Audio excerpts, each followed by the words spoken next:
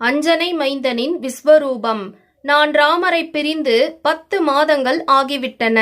இன்னும் 2 மாத கெடு உள்ளது. திரிசடை தன் மங்களமான கனவை கூறி என்னை தேற்றினாள். விபீஷணனின் மனைவியும் மகளும் எனக்கு நல்லதே நடக்கும் என ஆறுதல் கூறினார்கள். சீதையின் சங்கடத்தை உணர்ந்த அனுமன், தேவி, ராமர் வரும் வரை காத்திருக்காமல் இப்போதே என் முதுகில் ஏறி அமருங்கள். யாரும் அறியாமல் சட்டென இலங்கையை விட்டு ராமரிடம் செல்வோம் என்றார். உடனே தன் விஸ்வரூபத்தை எடுத்து வானம் அளந்து நின்றார் அனுமன். இதை பார்த்து வியந்த சீதை, 100 யோஜனை கடலை தாண்டிய உனக்கு இது சாத்தியமே. ஆனாலும் என்னால் வர இயலாது.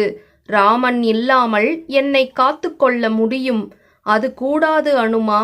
ராமன்தான் வந்து என்னை காக்க வேண்டும் என்றாள் பிடிவாதமாக சீதை.